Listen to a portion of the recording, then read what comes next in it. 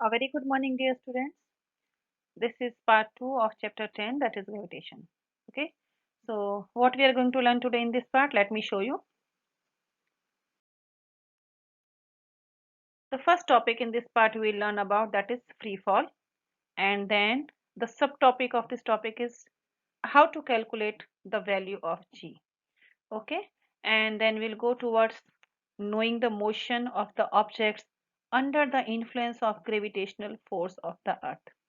And already in last part means previous part number 1, already we have learned about what is gravitational force. Okay, so now let me start here. Free fall. To explain what is free fall, we have to do an activity, and that is activity number 10.2. It is given in your textbook at page number 134. So let me show you what is the activity. Actually, it is very simple activity. Here you have to take a stone and just throw this stone in upward direction. Now what do you observe? You observe that this stone reaches a certain height and then it starts falling down. And this is the path of the stone. Okay. After reaching some height, it starts falling down. That is the activity. Very simple activity. Why does it happen?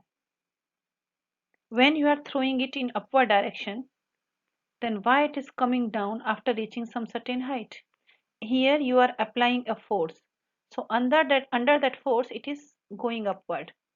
But as the effect of that force is over, the object starts moving down in influence of the attraction force of the earth. Okay, the earth attracts the objects towards it, and that is why it starts coming down. And why does it happen? It happens due to the gravitational force. So whenever objects fall toward the earth under this force alone, no other force is acting upon it, we say that the objects are in free fall. So here, see, this is free fall. From point A to B, the object is moving in under the influence of the force that is applied by you on the object, but from point B to C, the object is moving towards the earth under the gravitational force of earth only. So that is free fall. Okay.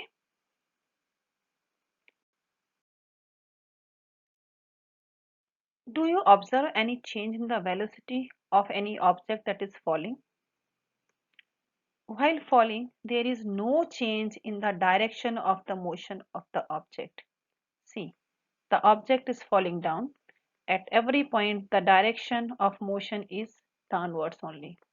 So there is no change in the direction. But due to the Earth's attraction, there will be a change in the magnitude of the velocity. As the object is coming nearer to the Earth, the velocity will increase. And why does it happen? It happens due to, again, the reason is gravitational force of the Earth. Any change in the velocity involves acceleration also, that you know. So whenever an object falls towards the Earth, acceleration is involved over there. And why does this acceleration is acting on it? This acceleration is due to the Earth's gravitational force. So whenever an object is coming down towards the Earth, its velocity will increase due to the acceleration, and this acceleration is due to the gravitational force of the Earth. Okay. The acceleration is called the acceleration due to the gravitational force of the earth, or we will simply call it acceleration due to gravity. Or this is the gravity of the earth. Due to this, the velocity of the object that is coming down to the earth will increase. Okay, and this gravity of the earth will be denoted by the letter G. And the unit of G is meter per second square, or you can write it like meter second power minus 2.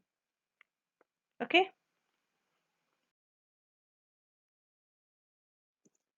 We know from the second law of motion that the force is the product of mass and acceleration. F is equal to m into a. F is equal to m into A. That you know. This is the second law of motion. Okay. Now in this activity, let us take the mass of the stone is m. And we already know that there is the acceleration involved in falling object due to the gravitational force, and this acceleration is denoted by g. Mass of the object is m, and this acceleration due to the gravity is g. Okay, so now the magnitude of gravitational force F will be equal to the product of mass and acceleration, and that will be F is equal to mg. Why F is equal to mg? Because at the place of A we are writing over here g. Okay, so F is equal to mg. F is equal to, this is according to Newton's second law, and this is according to universal law of gravitation. That is also the force, and here this is also the force. Now from this, both these equations, we can see that left hand side is equal, that is force.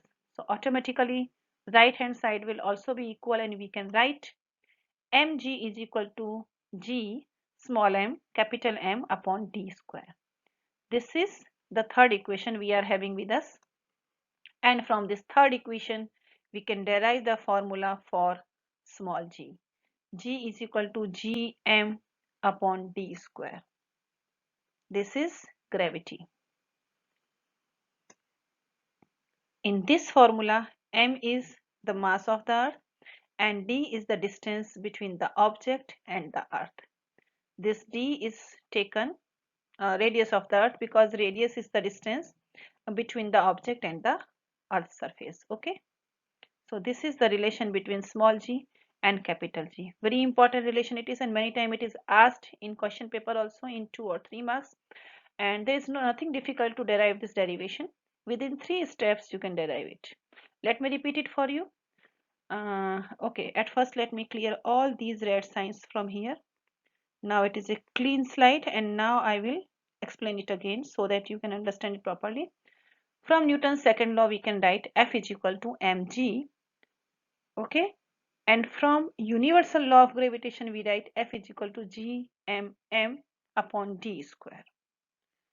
As both the derivations are for force, so they are equal, so we can write this third equation using this first and second equation.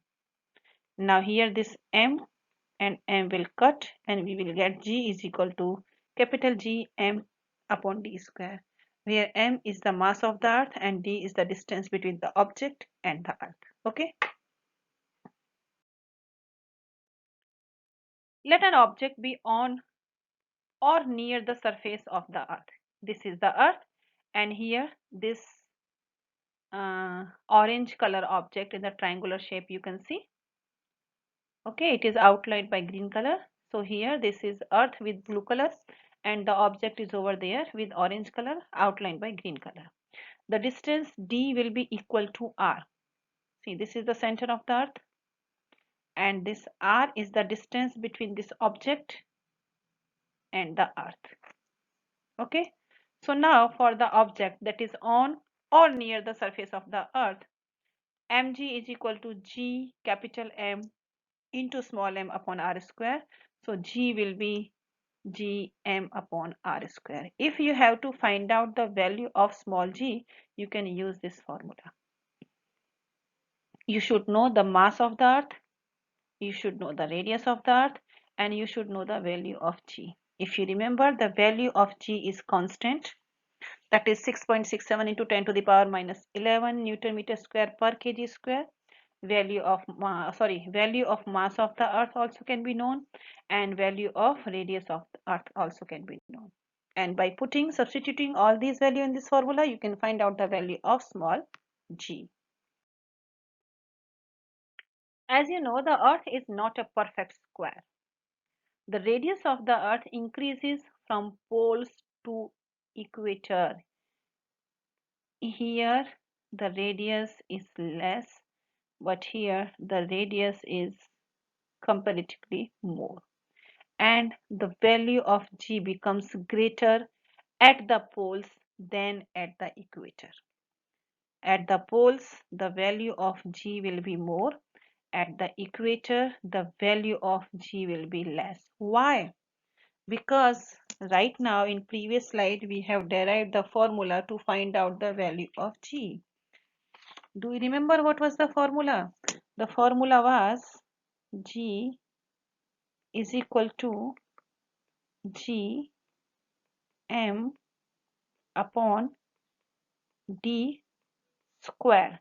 This d means radius of the earth. So G is inversely proportional to 1 upon d square. If the value of d means the radius of earth is more, G will be less. And if the value of d is less, G will be more. So you can see it clearly here in the picture. The value of d means radius. The value of d is less at poles. That is why G will be greater at the poles. And the value of G is more at the equator. Sorry, the value of D is more at the equator. That is why the value of G will be less at the equator. Okay. The same thing written over here. We can take G to be more or less constant on or near the earth. See, it is difficult to take different values of G when we are at poles or at equator. So we take a constant value of G whether we are calculating it on poles or at equator or anywhere on the earth.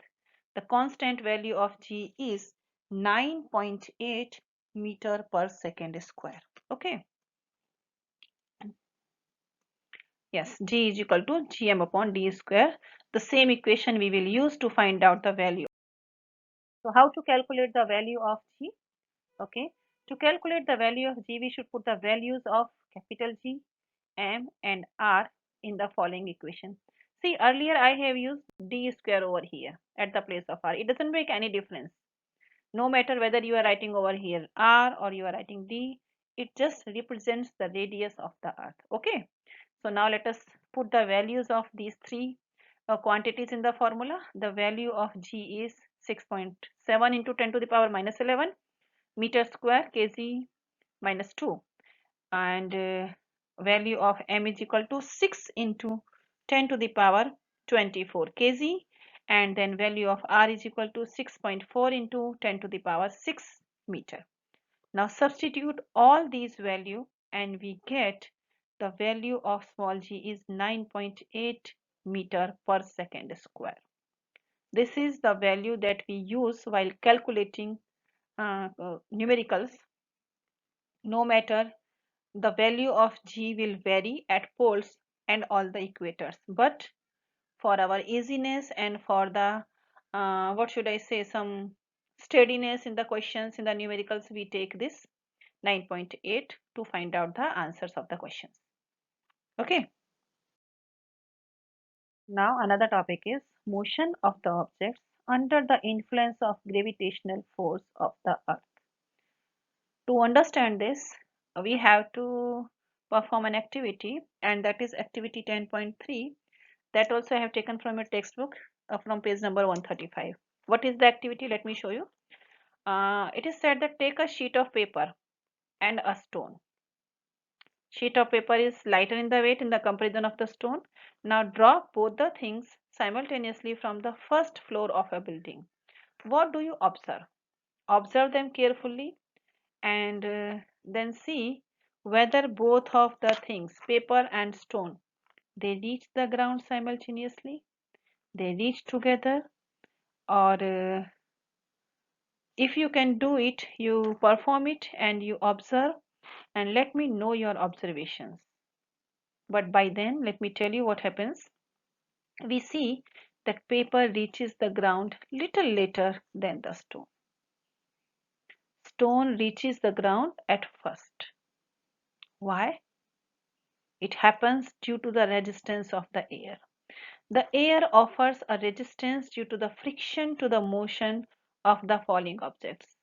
The resistance offered by the air to the paper is more than the resistance offered to the stone. Why? Because stone is heavier in the comparison of the piece of paper.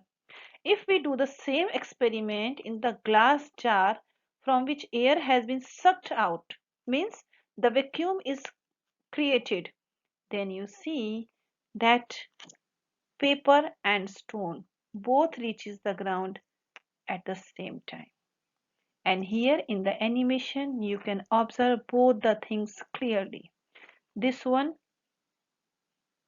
all the things are falling down in air. So you can see that stone is coming down at first. Okay. And this feather and the piece of paper is coming down, falling down little later. While over here in box, vacuum is created. And you see that all three things, the stone, the piece of paper and the feather, all these things are reaching the ground at the same time. Why? Because air is not there. In the vacuum, they are not feeling any resistance from air. That is why all these things are coming down, falling down on the earth at the same time. So we know that the object experiences acceleration due to free fall. This acceleration experienced by an object is independent of its mass. Whether the object is heavier or lighter, they will reach the ground at the same moment.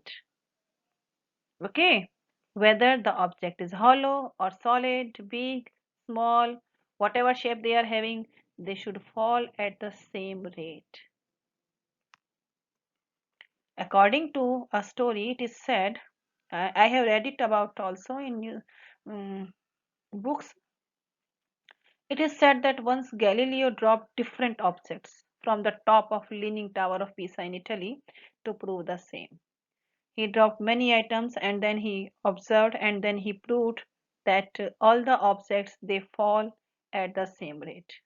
Their shapes, their weight has to do nothing with the time at which they are reaching the ground. Okay, here there is the animation. A beautiful animation will be there. Please pay attention and look at the screen. Okay, see a ball and a feather. They are coming down and beautifully it is captured in camera. In the vacuum, they are coming down. They are falling together. The ball is heavier than the feather, but then also they are coming down at the same rate and both the things will fall on the ground at the same moment. Beautiful experiment, beautifully captured. See, both the things will fall at the same time. Okay, it means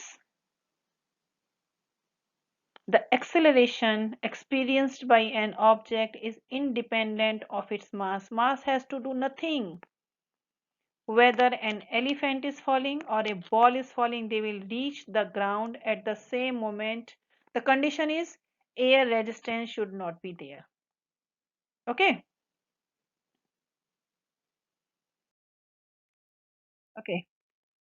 As g is constant near the earth, all the equations for the uniformly accelerated motion of objects become valid with acceleration a is replaced by g. Do you remember those three equations of motion I told you when we were doing the topic of motion? Okay, let me write those three equations. The first one is v is equal to u plus at. The second is s is equal to ut plus half at square. And the third is v square is equal to u square plus 2as. These three equations of motions are valid over here also when we are considering free fall. What we have to do? We just have to replace this a by g. Why? Because this a was the acceleration in linear motion and in free fall the acceleration is g. Okay, here it is g. Fine. In applying these equations, we take the acceleration a to be positive when it is in the direction of velocity. Means when the object is falling down, a will be positive, means g will be positive. G will be positive. Okay, and the acceleration a or g will be taken as negative when it is opposes the motion. Okay, when the object is moving in upward direction, g will be taken negative. These two things we have to take care when we are doing numericals using the values of g. Okay, here are the equations of uniform accelerated motion. First equation, second equation, and third equation. Where u is initial velocity, v is final velocity, a is acceleration, t is time, and s is distance. These are the equations considered when motion is linear. Okay, here. But when our motion is vertical or downwards, at that time v is equal to u plus gt. You can see that a is replaced by g. H is equal to ut plus half gt square. Okay, here s is replaced by h. Why? Because h is the height. Okay, when object is doing motion upward or downward, the distance is measured in height. That is why it is h. H is equal to ut plus half gt square. Fine. V square is equal to u square plus 2gh. And here also u is initial velocity, v is final velocity, g is acceleration due to gravity, t is time taken, and h is the height of the object. So when our motion is vertical, our object is moving upward or in downward direction, we will use these three equations. When motion is upward, g will be positive. When motion is downward, g will be positive. When motion is upward, g will be negative. Okay. Now here the example. A car falls off a ledge and drops to the ground in 0.5 seconds. If g is equal to 10 meter per second square, then find out its speed on striking the ground and find out its average speed during this time. And the third question is, how high is the ledge from the ground? Okay, so let me solve it for you. Before starting solving, let me write out the data given in the question. Time is given half second and u is 0. Why u is 0? Because the initial speed is 0. So u is equal to 0. G is 10 and a is plus 10. Why it is plus 10? Because the motion is downward. Car is falling down. Okay, so now here we will use first equation of motion. What is first equation of motion? It is v is equal to u plus a t. Okay, but the value of u is 0, so the equation will be v is equal to at. Now just substitute the values of a and t and we will get 5 meter per second. Now for the second one, we have to find out the average speed. Average speed, you know, the formula is u plus v by 2. So u is 0, v is 5, and 0 plus 5 by 2 means 2.5 meter per second. Now how to calculate the distance travel? For that we will use second equation. Do you remember second equation?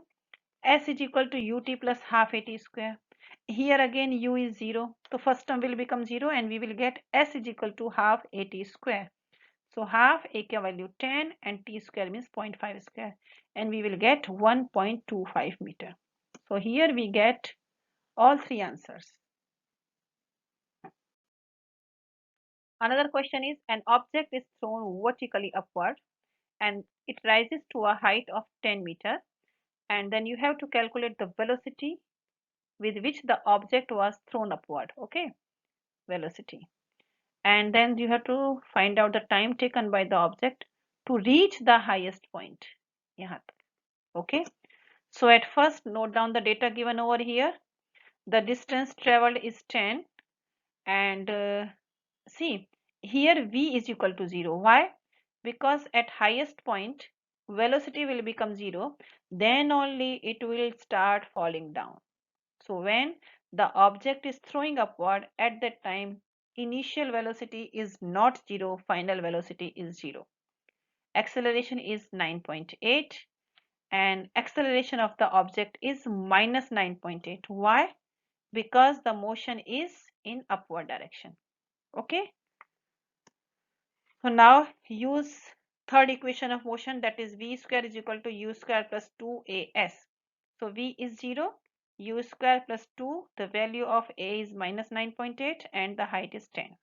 Okay, now minus u square is equal to minus 2, 9.8 into 10, and u is equal to under root 196. Why under root? Because from here we have removed this square. So at right hand side that will be under root. So u is equal to 14 meter per second. So the ball is thrown vertically upwards with a velocity of 14 meter per second. Now we have to find out the time. So for that we will use equation number 1. V is equal to u plus 80. V is 0, u is 14 because here we find u. So we will substitute over here. And a will be taken negative and then t. From here t is equal to t is equal to 1.43 second. Fine. So now you are having both the answers. So this is the way you can substitute the values given in question in the formulas and find out the answers. Actually, solving the numericals are very easy. Only you have to identify the data given in the question, and after that what is asked in the question. For that, use proper equations. Here are two questions given in your book. Let me read the questions for you. What do you mean by free fall? Now, I think after this session, you know what is free fall. And the second question is, what do you mean by acceleration due to gravity? Let me answer both these questions for you. Object's free fall means when it is falling downwards without any influence of any force, only and only due to the gravity of the earth. Then only it will be considered as free fall. Okay. And acceleration due to gravity is that is gained by the object due to the gravitational force only. And unit is meter per second square, and magnitude and direction both are there. That is why it is a vector quantity. So thank you students. This much was there in this part 2. Now we'll meet soon with part 3 of this chapter. I hope you enjoyed this session. You can revise this session also. And now we'll meet with another part of the chapter. Thank you.